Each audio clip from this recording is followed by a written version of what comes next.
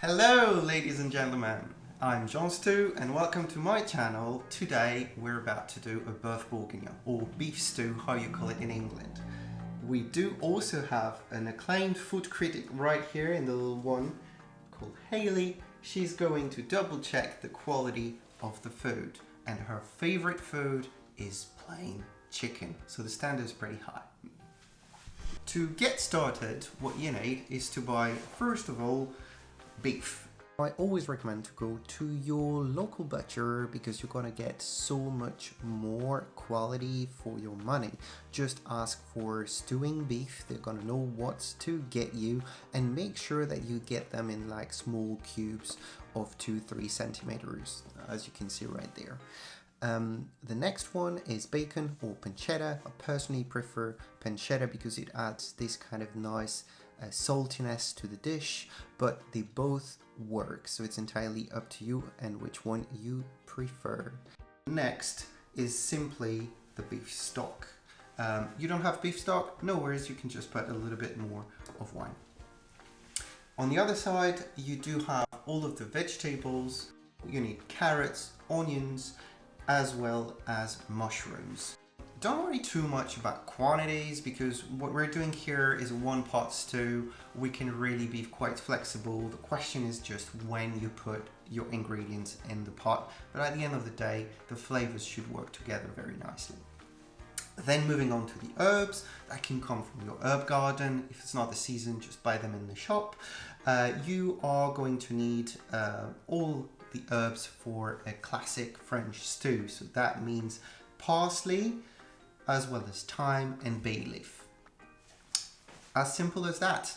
Then for the different condiment, you're going to need some garlic, some butter, and a little bit of tomato paste. A little bonus as well are those ones, the pearl onions. If you do have them, it's sometimes difficult to source in the UK. Just go for it. If you don't have them, it's completely fine to do this too without, because you already have onions that you're going to put at the very beginning. That's it for our ingredients. Let's get stewing. Alright, step number 1, preparing your different elements.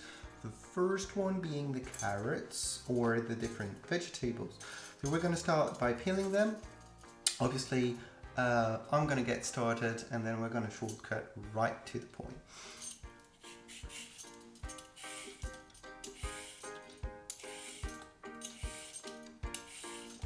Alright, we are done with preparing the vegetables. The carrots are trimmed, the mushrooms are washed, and we removed the first layer on the onions. So now we are ready to chop. And for that, this is pretty much the reason why this whole recipe is very, very simple. We don't necessarily want to have a specific type of cut for the different vegetables. What we do want, on the other hand, is to be consistent. So let's have a look, shall we? For the carrots, we're simply going to remove the front and the back of them, and we're going to make sure that we cut them at some regular size pieces. See, the idea is to keep them very consistent throughout.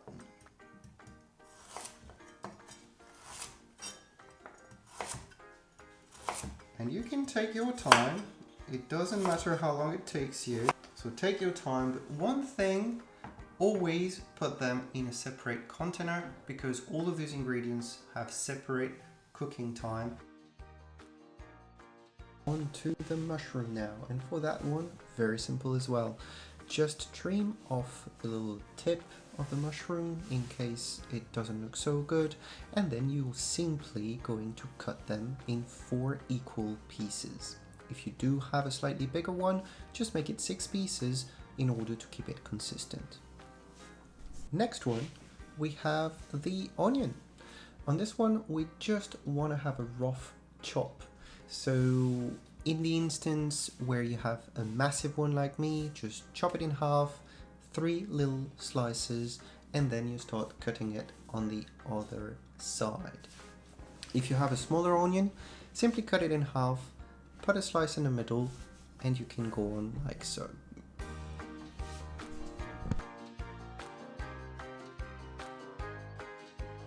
Time to move on to the garlic.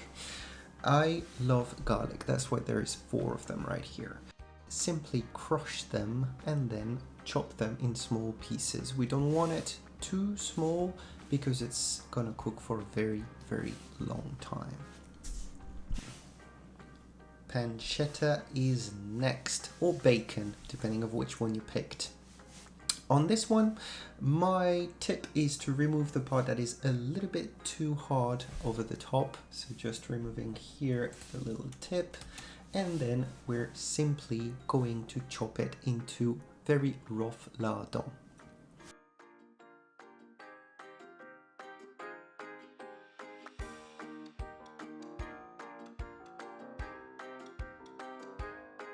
Et voila! We finished with all the preparation. That should roughly take you in between 10-15 minutes, depending on how many people you're cooking for, but essentially our carrots are chopped, our onions the same, we sliced our mushrooms, we have our garlic is ready to roll, as well as our lardons made with either bacon or pancetta. The beef was already cut by the butcher, and therefore we're ready to, turn the fire on. Start with a drizzle of olive oil and put the pan on medium heat. You can then pop the lardons and let them render a little bit of fat. Once they are ready, you can add the pearl onions if you have some, and let them get that kind of nice little bit of color. It should take about roughly 5 to 10 minutes, and it will allow the pancetta to finish cooking as well. Put them aside, but leave the oils in the pan because we're going to use it for the next step. We can now move on to the beef. Aiming to give it a little bit of color, feel free to pop 1/2 at a time, which I should have done here, but luckily it's a very forgiving recipe. Every other minute, 2-3 minutes, flip your beef until all the edges are nicely colored. Put it aside. Now let's throw in your chopped onions and let them sweat a little bit, roughly 5 minutes, while stirring every so often to make sure it doesn't stick. If it does stick, feel free to add a little bit more oil to your pan. Now we're adding the chopped garlic and leave it for another few minutes. Now we can see that the onions are all translucent. It's time to pour in the wine, the whole bottle, or you can keep a little sip for yourself later. Use it to deglaze your pot along your stirring spoon to scrape it. Once it's all scraped, you can now add the beef back in there, pop the leftover wine that you have, and it's now time to add the thyme and bay leaf. So for the bay leaf, if you have dry one, just put 2 of them, but if you use, like me, fresh ones, I'd recommend putting twice more. Beef stock goes in, and we top it up with a little bit of water to reach this kind of 2/3 of the pan. Tomato paste, and done. Alright, if you followed all of these steps, you should be left with very little by now.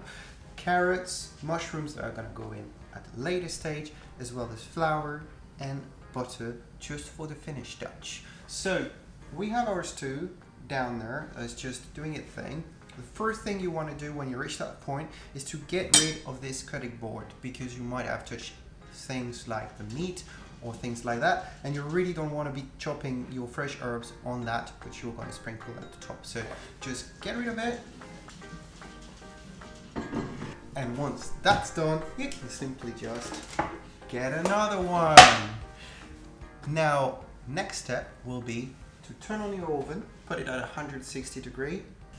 Now that the oven is heated, you can start transferring your pot all the way in there.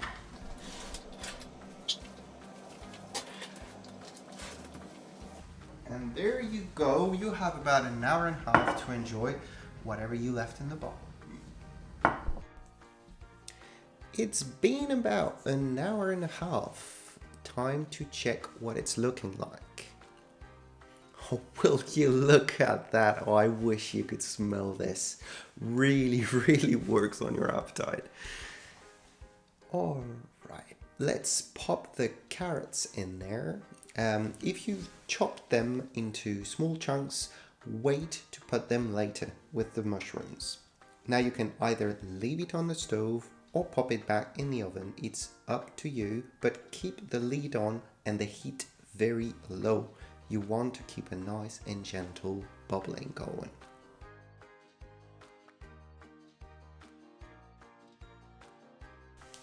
Now 45 minutes later, we're now adding the mushrooms.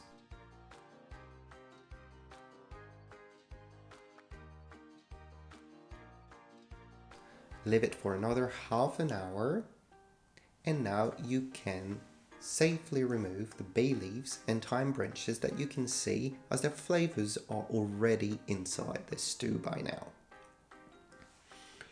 We can pop in the lardons and pearl onions back in.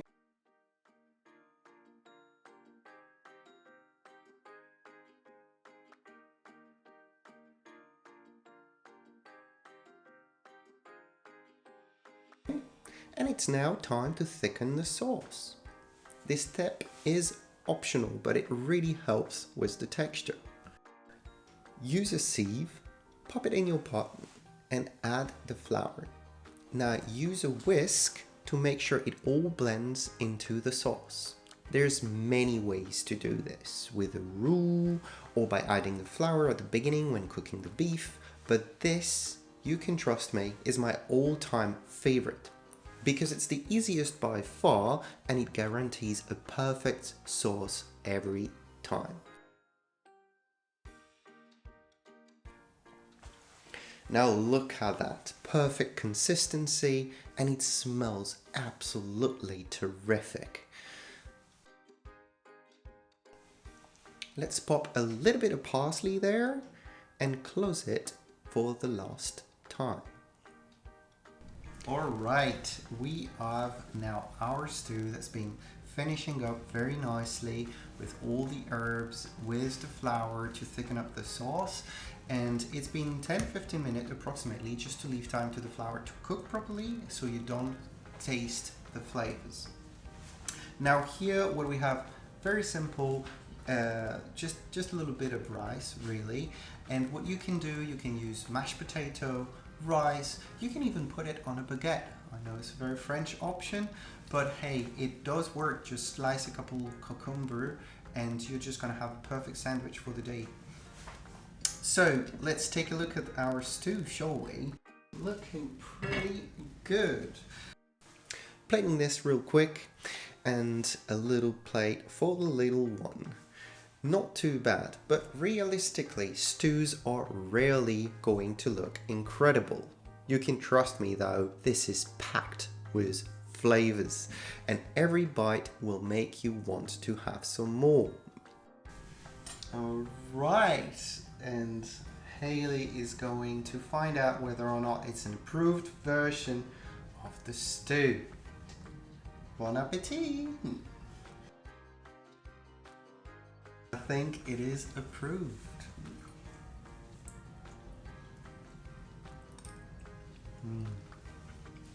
Delicious. So I hope you enjoyed this first recipe of the Boeuf Bourguignon. We'll have some more coming soon, so like, subscribe, and let me know in the comments if you have a stew in mind that you'd like me to turn easy for you.